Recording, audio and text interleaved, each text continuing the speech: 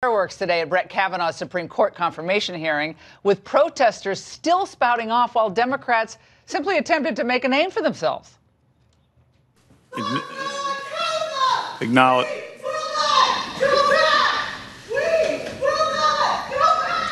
I'm prepared to suggest to the committee and ask the committee humbly, please withhold further hearings until you disclose everything. Why won't you do that? What we've heard is the noise of democracy.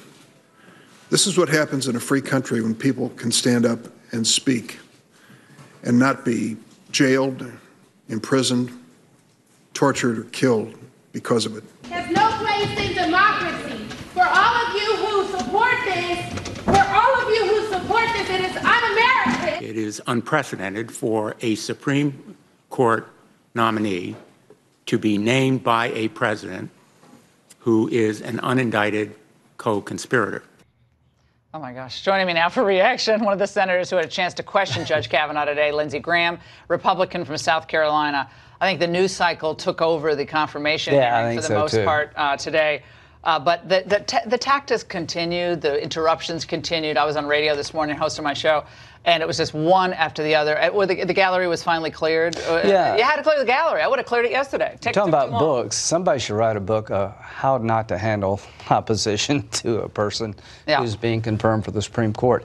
The shouting says all you need to know. If you've got something to say, you normally don't need to shout.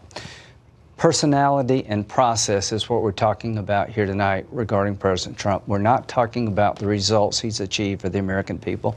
We're not talking about Kavanaugh because he's one of the most qualified people of his generation. You're a lawyer. This guy is brilliant. At the end of the day, the book won't matter in 2020. The article won't matter in 2020, but Kavanaugh will.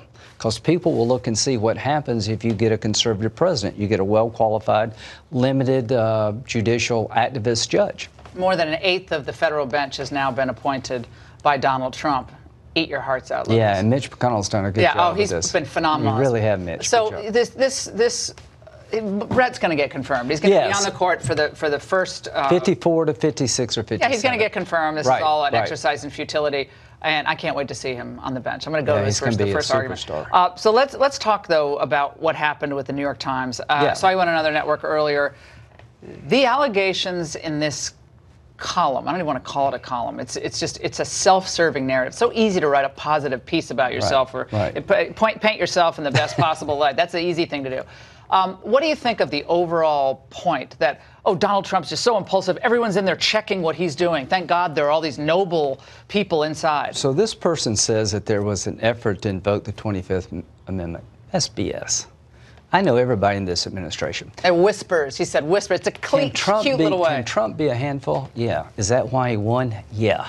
So I'm a handful. Yeah, well, everyone's a handful. That's why you're on TV. Yeah. You have your own show. So the bottom line is this person says Trump's not serving the republic well.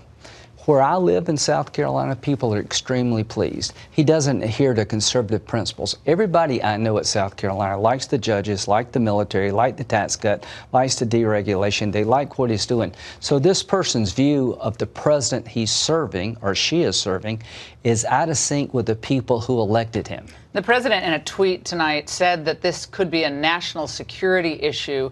The person should be named. And that was kind of dismissed out of hand, but that's actually an interesting question. Well, you know, is it not? I mean, you're the JAG. Remember back in, the Watergate stuff, the Pentagon Papers. This is mostly opinion. Mr. President, if you're watching here tonight, if I were you, I would ignore the article, I would ignore the book, and I would tell the American people what I've done and what I'm going to do.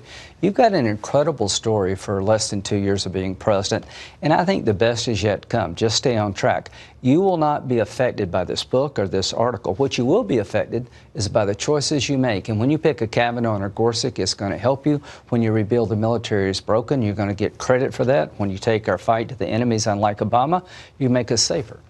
So just stop tweeting. Like, how long have you been telling him that? You've been saying that for 2 years. I've told him that for 2 years. Tweet all you want to. He's watching. Well, tweet all you want to, but on occasion, talk about what you've done. What you have done blows my mind. Yeah. Okay, we've been in this thing less than 2 years. We got two of the greatest picks of a generation to be on the Supreme Court. We have an economy nobody dreamed of. We've got a military that's Obama's economy. That's what the left, they tweet. Thank you, Obama. This is the refrain. But no 25th Amendment whispers. You've never heard BS. That. Complete BS. I would know that. You wouldn't. Well, given your history, given your understanding of this, given your position, Senator Graham, thank you so much for coming on tonight.